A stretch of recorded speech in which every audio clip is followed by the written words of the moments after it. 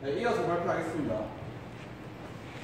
아까 말씀드린 웹 앱을 이제 안드로이드나 iOS 같은 실질적인 우리가 폰에서 아이폰, 안드로이드 폰에서 사용하기 위해서 네이티브, 그것을 네이티브라고 하는데 네이티브로 감싸서 앱에 올리는 어플리케이션은 바로 하이브리드 앱이라고 합니다. 이 하이브리드 앱을 사용하게 되면 일단 앱의 장점, 그러니까 기본 네이티브 앱의 장점과 웹 앱의 장점을 동시에 가져올 수 있기 때문에 하이브리드 앱을 주로 사용합니다. 보시면 뭐 어플리케이션의 이런 장점 그리고 웹 앱의 이런 장점을 통합해서 하이브리드 앱을 개발할 수 있습니다.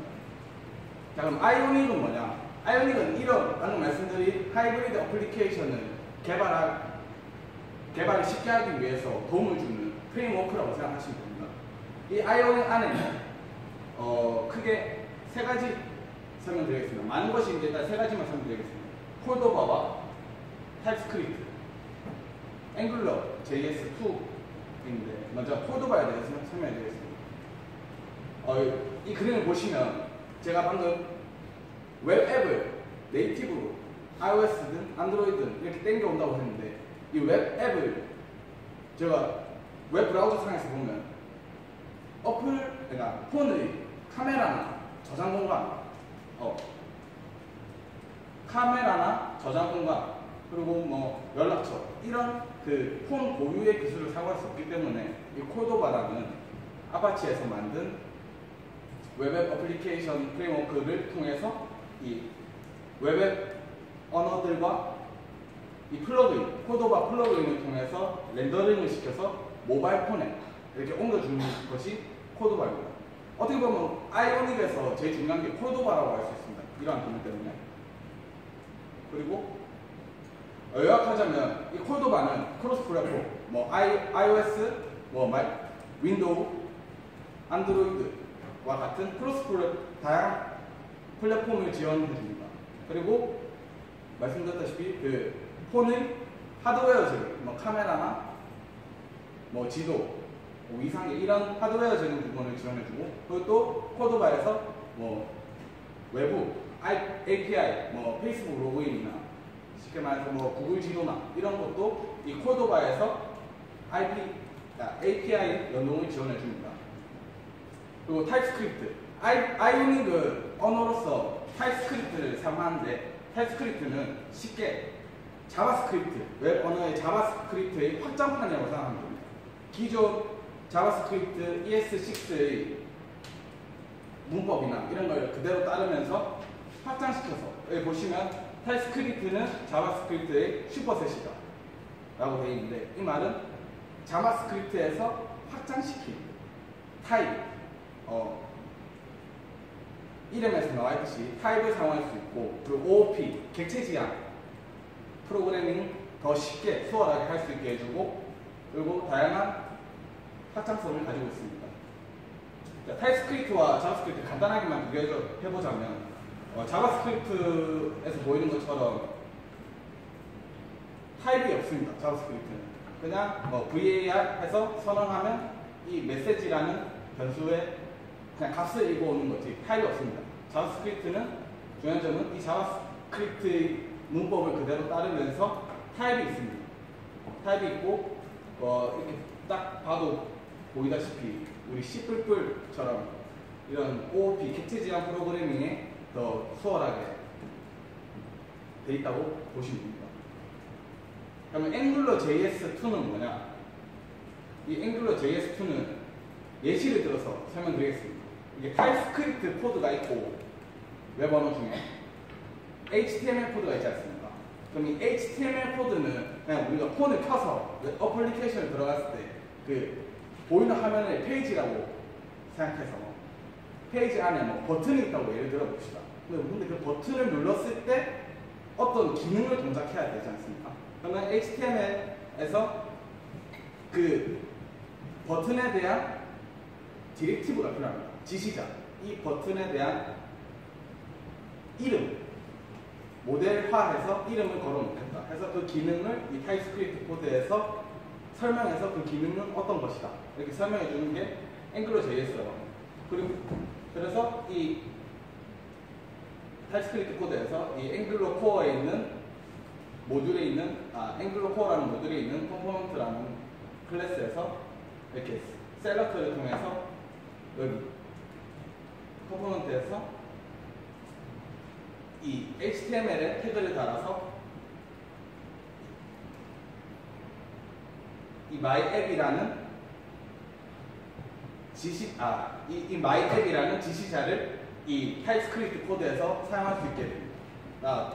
나중에 앵글러 JS에 대한 간단한 더 자세한 예제는 조금 이따가 보여드리겠습니다. 근데 이런 디렉티브를 통해서 타입스크립트에서 사용할 수 있게 해준다. 이 정도만 알고 넘어가겠습니다. 요약하자면 타입스크립트 또는 자바스크립트의 프레임워크이고 아이오닉의 아까 말씀드렸다시피 싱글 페이지 어플리케이션에 도움을 줍니다. 그리고 이 앵글러 JS가 앵글러 JS 1은 자바스크립트로 구현되었는데 앵글러 JS 2는 타입스크립트로 구현되었기 때문에 아이오닉에서 타입스크립트 언어를 쓰는 이유이기도 합니다. 자, 그러면 아이오닉을 한번 시작해 보겠습니다. 아이오닉을 윈도우나 맥 OS 환경에서 쓸 수 있는 게 윈도우는 CMD 환경에서, 맥 OS는 터미널 환경에서 Node.js 다들 아시나요? 저번 발표 때 들었다시피 Node.js라는 노드 관리 패키지, 노드 패키지 모듈을 설치할 수 있는 npm이라는 명령어를 통해서 전역으로 아이오닉과 폴더바를 설치해 줍니다. 그런 다음 아이오닉 스타트 러브 이게 그 프로젝트 명이거든요. 프로젝트 명과 이 튜토리얼 이게 뭐냐면 아이오닉의 템플릿에 대한 명세입니다. 튜토리얼도 있고 당연히 블랭크도 있고 사이드 메뉴 이런 기본적으로 제공되는 템플릿이 많아서 또 이용하기 쉽습니다. 그리고 아이오닉 서브 L은 라이브로드. 쉽게 말하면 우리가 코드를 고쳤을 때, 수정했을 때 즉시 우리가 어플리케이션에서 변하는 모습을 보고 싶을 때 이 명령을 걸어주면 되고, 이 C는 콘솔 창에서 디버그 화면, 원인이나 에러가 뜨는 화면을 확인할 수 있습니다. 이렇게 명령어를 세 가지를 실행하고 나면 화면에 이런 식으로 뜨게 됩니다. 잘 보시면 이게 그냥 크롬 화면입니다. 크롬 웹브라우저 화면에서 여기 보시면 플랫폼 선택할 수 있습니다. 아이폰, 안드로이드, 윈도우까지 선택해서 안드로이드에서는 이런 식으로 표현되고 당신이 만든 어플리케이션이, 그리고 iOS에서는 이런 식으로 보여지고 윈도우에서는 이런 식으로 보여진다. 지금 이거는 이 화면은 여기서 이 메뉴 버튼을 눌렀을 때, 그리고 이 화면은 여기서 My First List 버튼을 눌렀을 때 화면입니다. 자, 그리고 이 화면은 또 쉽게 콘솔 창을 디버깅을 할 수 있는 게 웹 브라우저에서 검색하기 때문에 크롬에서 지원하는 오른쪽 마우스 누르고 이렇게 검사라는 버튼 누르시면 이렇게 콘솔 창에서 디버깅을 할 수 있습니다. 이런 워닝이나 이런 그 서버를 종료시켰을 때 나오는 에러, 웹소켓 에러라든지 이런 에러를 확인할 수 있습니다. 아이오닉 폴더 구성에 대해서 알아보겠습니다. 아이오닉 프로젝트 아까 제가 명령어 아이오닉 스타트, 아이러브 언톡을 실행하고 튜토리얼 템플릿 다운받았을 때 딱 만들어지는 그 딱 폴더입니다. 자, 여기서 중요시 봐야 될 게 간단하게 먼저 설명드리겠습니다. 이 컨피그는 그냥 이 어플리케이션에 대한 명세, 아이오닉에 대한 명세, 그리고 노드 모듈은 아까 말씀드렸던 npm, 노드 모듈들에 대한 노드 모듈들이 들어가 있는 코드로 패키지 JS는 이 안에 있는 노드 모듈들에 대한 버전명 이런 걸 등록할 수 있는 곳입니다. 그럼 리소스, 이것은 제외하고 저희가 중요시 봐야 될 건 이 src라는 폴더입니다. 이 src 폴더 안으로 들어가 보게 되면 이 앱 폴더와 어셋 폴더, 페이지 폴더가 있습니다. 그래서 저희는 앱 폴더와 페이지 폴더에 대해서만 알아보겠습니다.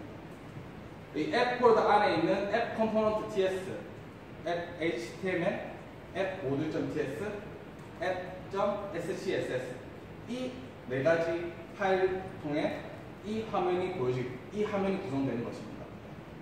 이 앱 컴포넌트.ts에서는 HTML 먼저 설명드리겠습니다. 이 앱.html 화면에서는 먼저 이 화면에 대한 HTML 태그로 구성된 이곳에는 뭐가 들어가 있고 이곳에는 버튼이 들어가 있고 이곳에는 이런 글자가 적히고 버튼이 있고 이런 걸 나타내는 곳이고 이 앱.컴포넌트.ts는 이 앱에 대한 이 아까 HTML에 대한 앵귤러 모델들을 기능을 동작하게 만드는 것입니다. 그리고 앱.scss는 이 HTML 안에 있는 요소들을 어떻게 더 디자인적인 CSS에서 그냥 확장된 부분이고 이 디자인을 좀 더 세밀하게 수정할 수 있다. 이 정도만 알아두면 되겠습니다. 앱.모듈.ts는 이거는 페이지 폴더 안에 있는 파일에는 TS 파일, HTML 파일, SCS 파일밖에 없고 이 앱.모듈.ts는 이 전체 앱 폴더 안에 있는데 이게 뭐냐면 이제 저희가 페이지 안에 엄청난 여러 모듈들이 있지 않습니까? 그것을 임포트 시켜주면 돼요. 간단하게 생각해 주시면 됩니다. 내가 이런 페이스북 로그인 모듈을 썼다. 이런 모듈을 썼다. 어떤 페이지를 썼다. 이런 것을 임포트 시켜주는 곳이라고 생각합니다. 그리고 여기서 이 메뉴 버튼을 눌렀을 때 HTML 화면을 보면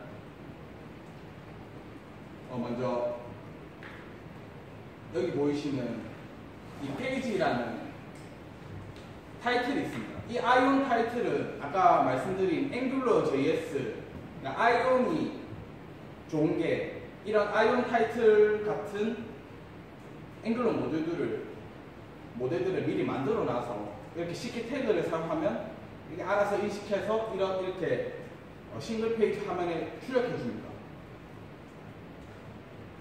그리고 여기서 보셔야 될 게 여기 버튼이 있습니다.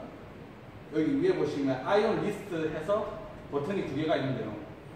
이 버튼 두 개는 여기서 이 코드만 보고는 이 버튼 두 개가 어떻게 생겼는지 모릅니다.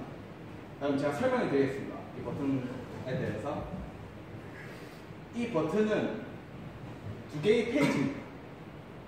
그리고 이 pages, let p of pages 이 말은 pages라는 계열 안에 p라는 원소를 모두 이 ng4가 아까 앵귤러 JS 문법 같은 개념인데 ng 모델 중에 하나인데 이 ng4가 each4라고 생각합니다. 그러니까 페이지라는 계열 안에 p라는 원소의 각각을 모두 출력한다.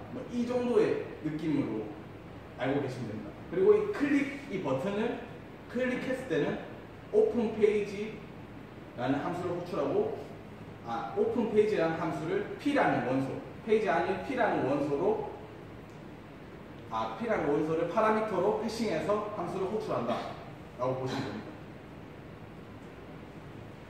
이 부분.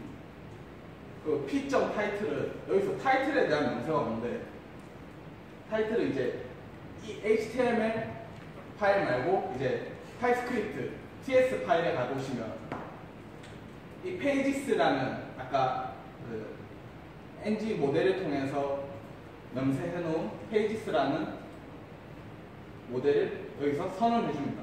이제 pages는 어레이고 타이틀은 여기 있는 타이틀은 이 안에 어레이 안에는 타이틀이라는 스트링 변수가 있다. 그리고 이 페이지는 이 페이지의 타이틀은 헬로 아이오닉 아까 화면에서 보였다시피 타이틀은 마이 퍼스트 리스트 이런 식으로 확인할 수 있습니다. 그리고 이 아이오닉이 또 좋은 게 아이오닉 도스라는 페이지가 있는데 이게 아주 보시면 유용할 것 같아서 제가 따로 파워포인트에 넣기보다 웹 화면을 보면 그 이유를 알 수 있습니다. 이 독스라는 화면에서 이 컴포넌트를 들어가 보시면 아까 제가 뭐 일부분 보여드린 컴포넌트들에 대해서 되게 예쁘게 그리고 코드도 잘 나와 있고 여기 오른쪽 보시면 iOS 화면에서나 안드로이드 화면 그리고 윈도우 화면 이 화면 자체가 이 지금 여기 나와 있는 코드들에 대한 그 바로 출력된 화면입니다. 여기 눌러보시면 뭐 이런 식으로 OS별로 다양한 컴포넌트를 제공하고 또 디자인도 퀄리티가 생각보다 나쁘지 않습니다. 안드로이드 스튜디오로 저도 개발을 잠시 해봤지만 아무래도 이런 디자인적인 부분에 때문에 아이오닉을 많이 사용한다 싶을 정도로 이런 UI 컴포넌트가 되게 잘 되어 있습니다. 여러 개로 이렇게 그냥 스크롤만 내리면 여기 이 화면이 바뀌면서 이 화면에 대한 출력을 바로 보여줍니다.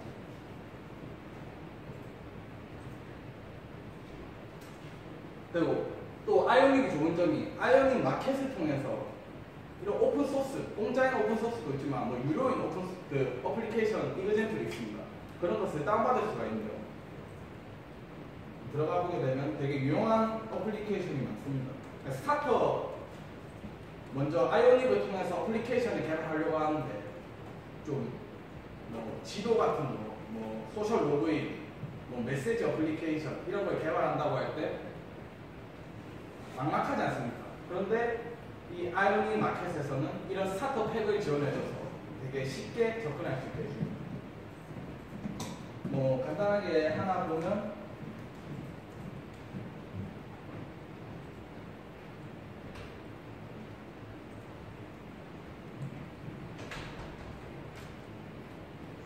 이런 식으로 구현이 되어 있는 어플리케이션 샘플을 이런 마켓에서 다운받아서 바로 아까 아이오닉 스타트 프로젝트명 템플릿 쓰는 부분에 이게 다 깃에 올라가 있는 코드인데 그 깃 코드를 치면 바로 다운받아서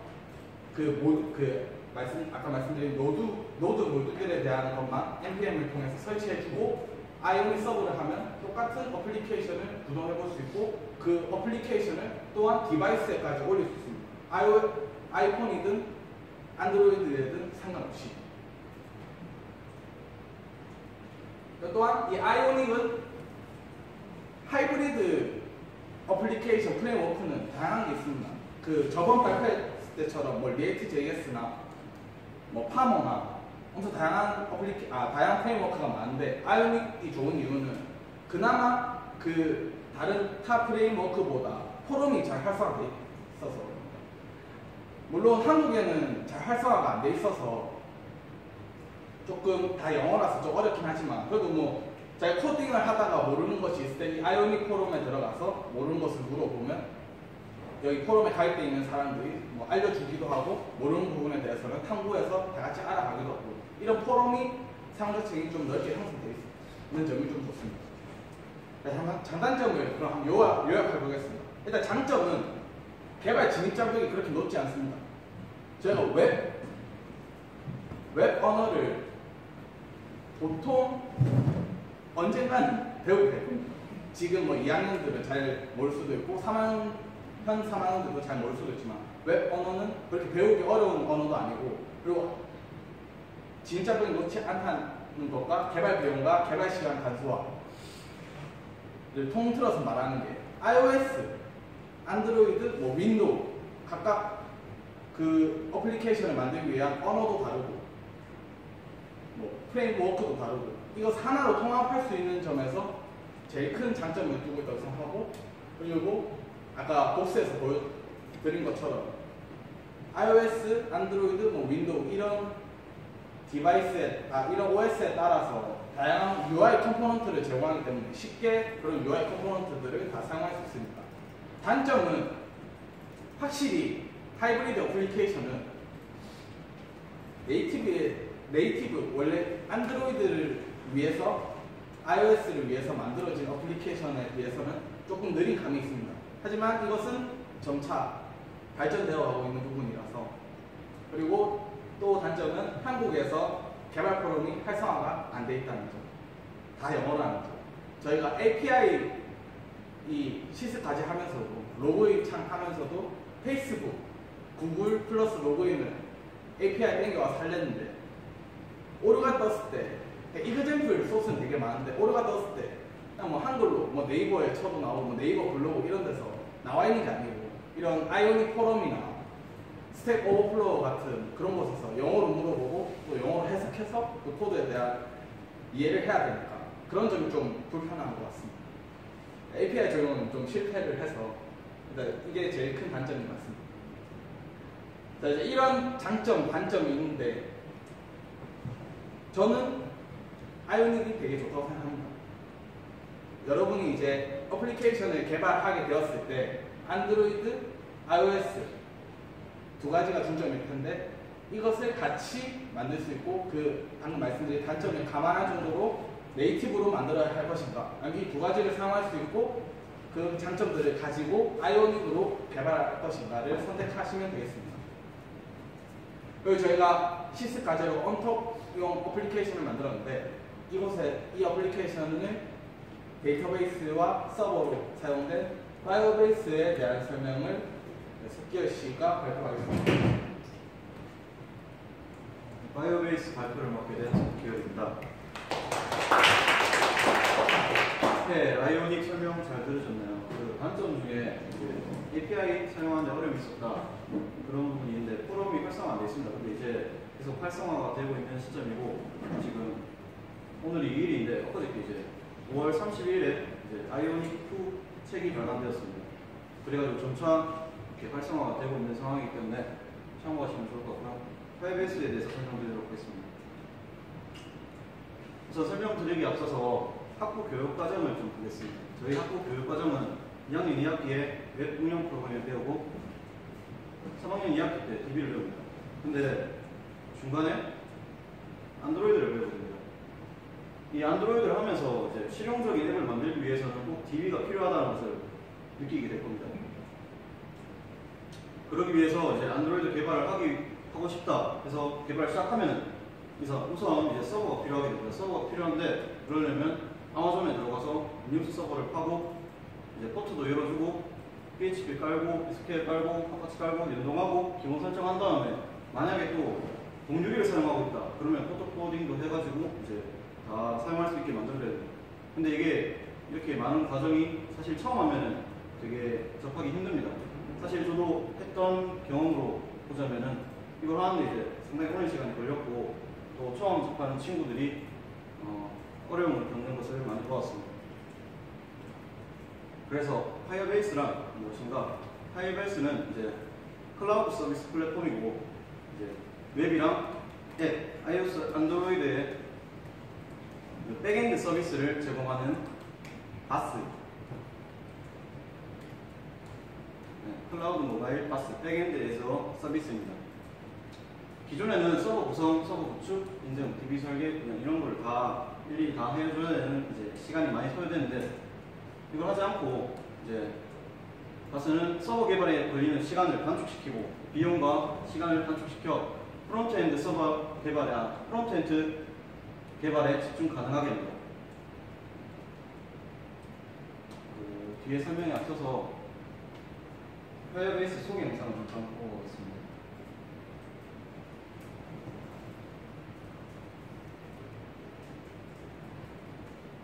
소리가 안 나네요. 가만히 있으니까.